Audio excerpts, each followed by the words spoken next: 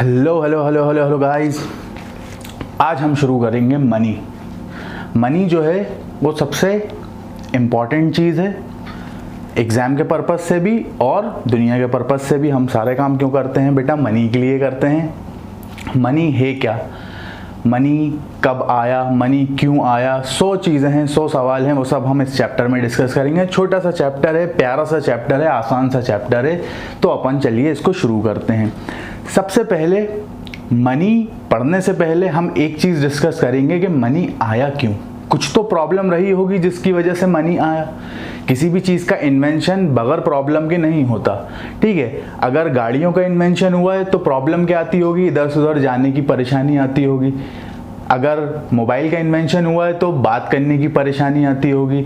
अगर लाइट का इन्वेंशन हुआ है तो अंधेरे की परेशानी आती होगी। तो अगर मनी आया है तो मनी के पीछे कुछ तो प्रॉब्लम्स होंगी।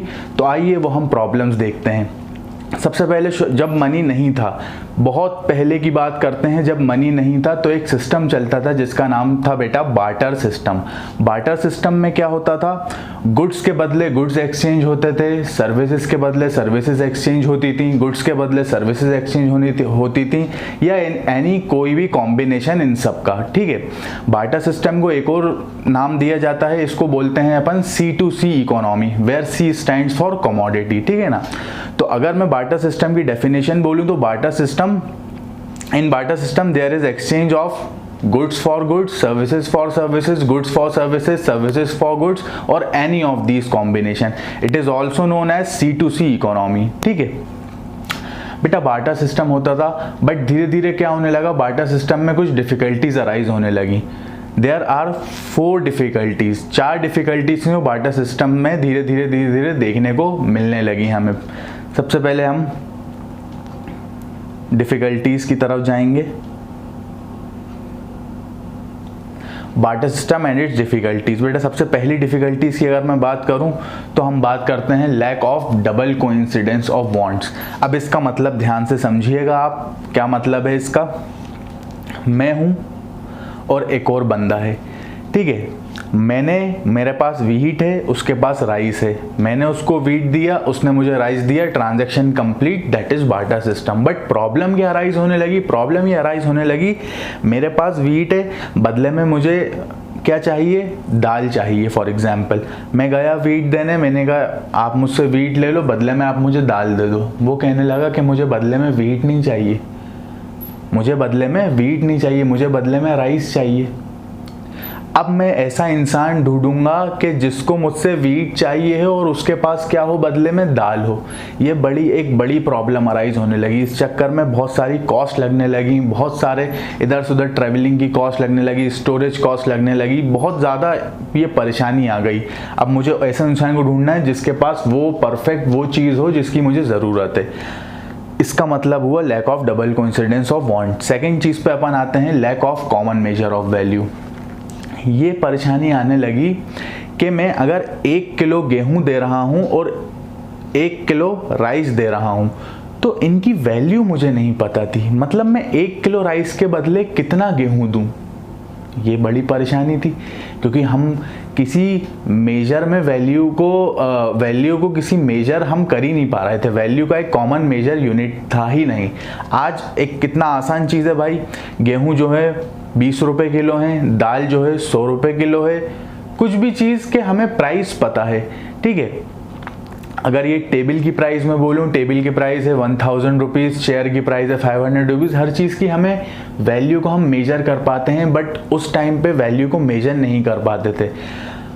आज आप बताओ एक सवाल का जवाब, आप 1 किलो काजू के बदले 1 किलो गेहूं अदला बदली कर लोगे? आप एक्सचेंज करोगे क्या? क्यों नहीं करोगे? वेट तो दोनों का सेम है। Very good. आप इसलिए नहीं करोगे एक्सचेंज क्योंकि सर दोनों की वैल्यू अलग अलग है। वेट सेम होने से क्या होता है, वो 1000 रुपये किलो है, ये 20 रुपये किलो है, हम ये दोनों चीज़ें कैसे एक्सचेंज कर सकते हैं? तो उस वक्त ये चीज़ नहीं थी, तो ये प्रॉब्लम अराइज होती थी। तीसरी प्रॉब्लम बेटा lack of store of value. As simple as that, नाम में छुपा हुआ है। आज हम मनी को अच्छे से स्टोर कर पाते हैं अपने लॉकर्स में, अपने सेव में, एज वेल एज मनी को हम स्टोर कर पाते हैं फॉर फ्यूचर। बट पहले बेटा मनी था ही नहीं, जो मेरे गुड्स थे वही मेरा क्या था? मनी था। अगर मेरे गुड्स सब्जी का काम करता हूँ, फ्रूट्स का काम करता हूँ या मिल्क का काम करता हूँ तो वो तो पेरिशेबल प्रोडक्ट हैं, वो तो अगर मैंने 5-6 दिन में उसको नहीं बेचा तो वो तो ख़राब हो जाएंगे। तो स्टोरेज में बहुत प्रॉब्लम आने लगी थी। और लास्ट बेटा lack of standard of deferred payment. Standard of deferred payment का मतलब होता है बेटा उधारी के ट्रांजैक्शन। तो आज हम उधारी के ट्रांजैक्शन कितनी आसानी से कर सकते हैं। मैं लोन ले लूँ, अगले 10 साल तक मैं वो लोन चुकाता रहूँ। अगर वो लोन ज़ीरो कॉस्ट EMI है तो वो भी ठीक है, अगर वो लोन पे कुछ इंटरेस्ट है वो भी ठीक है, सारी चीज़ें क्लियर हैं। बट बेटा पहले फॉर एग्जांपल मैं अनियंस का काम करता हूँ, मैंने किसी से अनियंस उधार ली कि यार मैं आपको 3 महीने बाद दे दूंगा। अब 3 महीने बाद मैंने ली थी बेटा बड़े साइज़ की अनियन, 3 महीने बाद मैंने लौटाई छोटे साइज़ की अनियन। अब क्या हो रहा है, हम में कॉन्फ्लिक्ट हो रहा है। एक ये एग्जाम्पल हो सकता है। दूसरा एग्जाम्पल क्या हो सकता है, मैंने अनियंस ली, दूसरी चीज़ जब वापस करने का टाइम आया अनियंस तो मैंने लिए थे 10 बोरे बट मैं वापस कर रहा हूँ 3 बोरे। एक ये कॉन्फ्लिक्ट। तो पहले बहुत ज़्यादा कॉन्फ्लिक्ट आते थे, अब जो है वो कॉन्फ्लिक्ट नहीं आते बिकॉज ऑफ मनी। ठीक है, तो ये 4 प्रॉब्लम्स थी तो बार्टर सिस्टम में होती थी बेटा। ठीक है, देखेंगे अपन lack of double coincidence of wants का एग्जाम्पल। ये कह रहा है मैं आपको शूज़ दूंगा हैमर के बदले, वो कह रहे हैं मैं आपको राइस दूंगा शूज़ के बदले, वो कह रहा है मेरे पास फिश है और मुझे बदले में राइस चाहिए। बेटा तीनों की जो है ना नीड्स आपस में मीट ही नहीं कर पा रही, तीनों की जो नीड्स हैं आपस में मीट ही नहीं कर पा रही। ऐसा बेटा ये एग्जाम्पल है। वो कह रहा है मैं जूते दूंगा आपको वीट के बदले में, वो कह रहा है मुझे जूते नहीं चाहिए, मुझे क्लोथ्स चाहिए। तीसरा ये कह रहा है कि मेरे पास शूज़ हैं बट मुझे वीट नहीं चाहिए। ये प्रॉब्लम है बेटा बार्टर सिस्टम की। फिर आया बेटा मनी। फिर क्या आया, मनी। बेटा मनी ऐसा नहीं आ गया कि बार्टर सिस्टम था कुछ भी नहीं था, डायरेक्ट क्या है नोट आ गए, गांधी जी आ गए, डॉलर्स आ गए, ऐसे नहीं आया बेटा। मनी को over the period of time क्या हुआ है, एवोल्यूशन हुआ है। क्या हुआ है, एवोल्यूशन हुआ है पैसे का। कैसे एवोल्यूशन हुआ है बेटा पैसे का, आइए हम समझते हैं। सबसे पहले बेटा जो मनी था वो क्या था हमारा, बार्टर। सबसे पहले क्या था बेटा, मनी, बार्टर। फिर बार्टर के धीरे धीरे क्या मनी आया बेटा, गोल्ड आया। गोल्ड के बाद क्या आया, मेटल आए, मेटल कॉइन्स आए। मेटल कॉइन्स के बाद क्या आया बेटा, पेपर मनी आया। पेपर मनी के बाद क्या आया, plastic cards. Then electronic money, PhonePe, UPI, net banking, NEFT, RTGS। 11th class में बिजनेस में ये सारी चीज़ें हम पढ़ के आए हैं। और अब बेटा लेटेस्ट क्या है, क्रिप्टो करेंसी। ये सारे मनी के क्या चल रहा है बेटा, एवोल्यूशन चल रहा है। ये टाइप्स ऑफ मनी है सारी, ये काम सब एक ही करते हैं बट इनके अलग अलग टाइप्स हैं।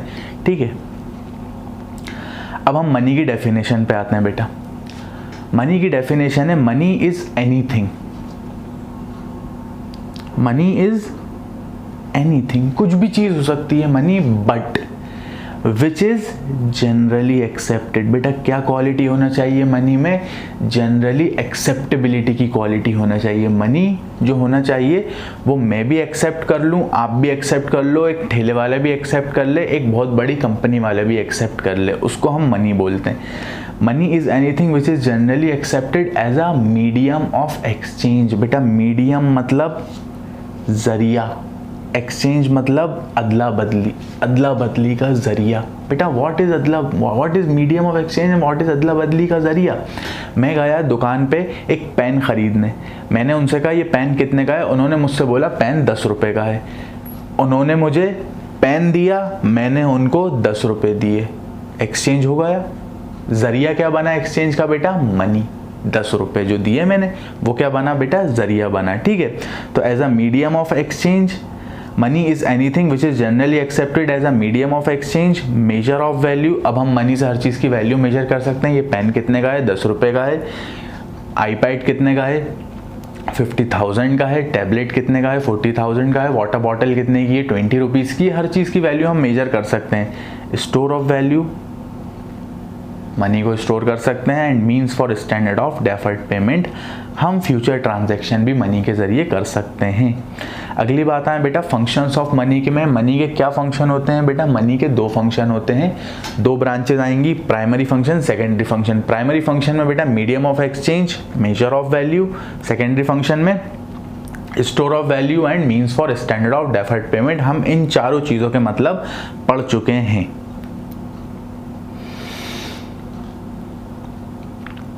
एक बार आप ये देख लीजिएगा, medium of exchange something that buyers will exchange with a seller when they want to purchase goods और सर्विसेज फ्रॉम द सेलर। जब हम बदले में गुड्स एंड सर्विसेज देते हैं और इधर से हम बदले में क्या देते हैं बेटा, मनी देते हैं। Common common common common common generally accepted, याद रखिएगा, कॉमन कॉमन कोई चीज़ होना चाहिए, उसको मनी कहते हैं, ठीक है। नोट पे गांधी जी का फोटो होना मनी नहीं होता, वो सरकार से जनरली एक्सेप्टेड होना चाहिए बेटा। पुराने 500,000 के नोट अब मनी नहीं कहलाते, जबकि हैं उस पर भी गांधी जी बना, लेकिन वो मनी नहीं है, क्योंकि उनमें एक क्वालिटी क्या जा चुकी है बेटा, जनरली एक्सेप्टेबिलिटी की क्वालिटी जा चुकी है, वो जनरली एक्सेप्टेड नहीं है, ठीक है। नाउ बेटा move to very important concept, that is money supply. ध्यान से सुनिएगा, आसान कॉन्सेप्ट है बेटा। Money supply refers to total volume of money held by public at a particular point of time in an economy. क्या बोला मैंने, money supply refers to total volume of money held by public at a particular point of time in an economy. अगर मैं आसान शब्दों में, बहुत आसान शब्दों में मैं अगर बोलूं बेटा, पूरे देश में कितना पैसा है उसको टोटल करो, जो आंसर आएगा that is money supply, as simple as that. पूरे देश में कितना पैसा है उसको टोटल करो, जो भी आंसर आएगा बेटा उसको क्या बोलेंगे हम, मनी सप्लाई, ठीक है। कुछ कैच है लेकिन इस पॉइंट में, बाय पब्लिक जो लिखा है, total volume of money held by public, बेटा by public we mean individuals and business firms. Public में क्या क्या आता है, इंडिविजुअल्स आप में और businesses, but it does not include government and bank. तो इंक्लूड क्या हो रहा है बेटा पब्लिक में,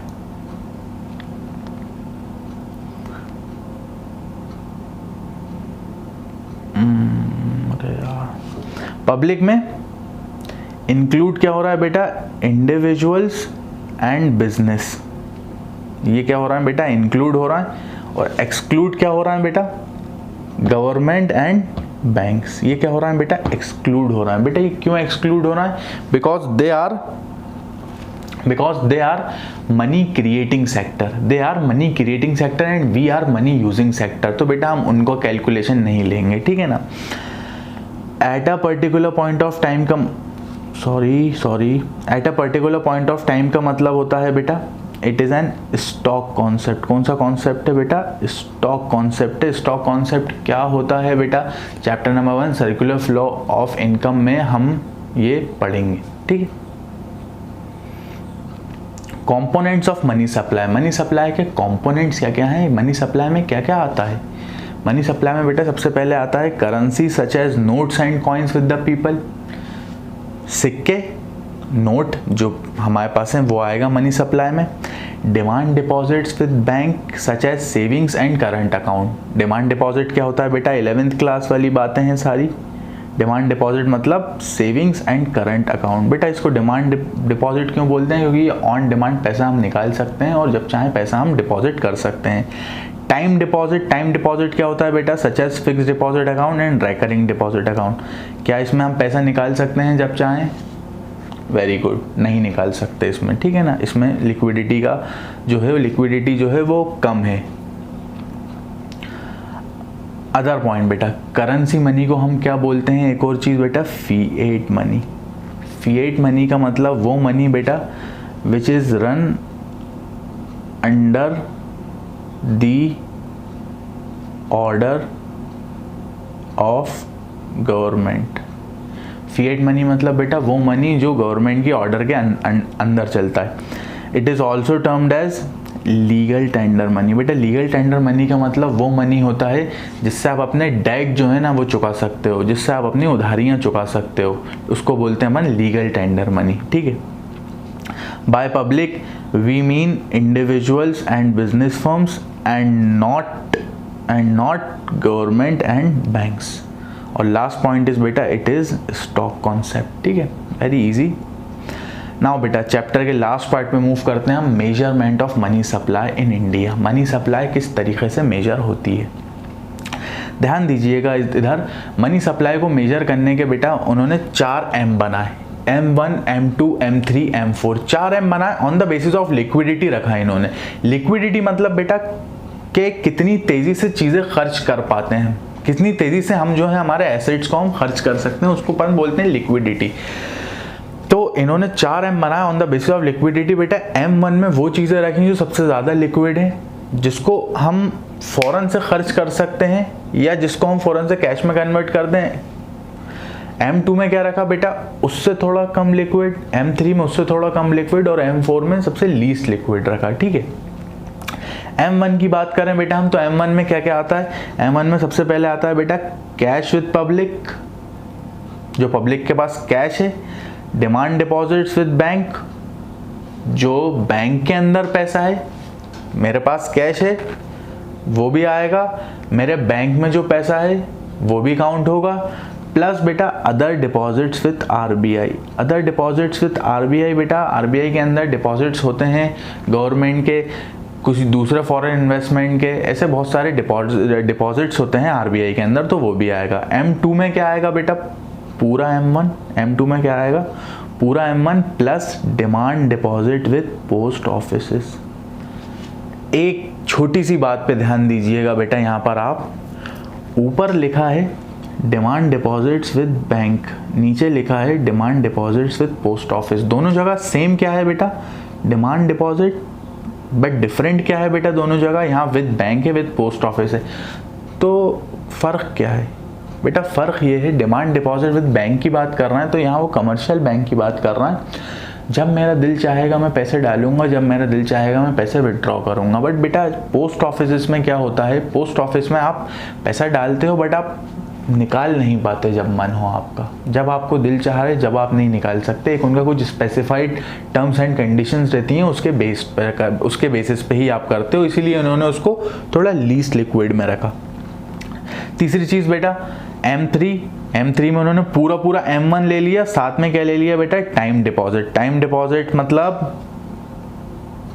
FD, टाइम डिपॉजिट मतलब बेटा फिक्स्ड डिपॉजिट। ठीक है ना, फिक्स्ड डिपॉजिट नाम से ही समझ में आ रहा है कि वो फिक्स्ड है बेटा, उसको हम विड्रॉ नहीं कर सकते, इसलिए उसको M3 में रखा।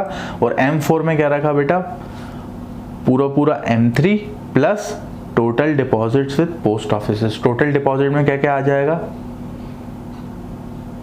Very good, demand deposits plus time deposit. Demand deposit मतलब बेटा सेविंग्स अकाउंट, टाइम डिपॉजिट मतलब FD, वेरी गुड। तो यहाँ पर बेटा हमारा कंप्लीट हुआ मनी चैप्टर। ठीक है, आई होप आप लोगों को ये चीज़ समझ में आई होगी। जितना अपन ने पढ़ा बेटा एग्जाम पॉइंट ऑफ व्यू से बहुत ज़्यादा वो रेलेवेंट है। आप बस इस लेक्चर को देख जाइए, इसको कर जाइए, एग्जाम में इसके बाहर नहीं आएगा। Bye, take care.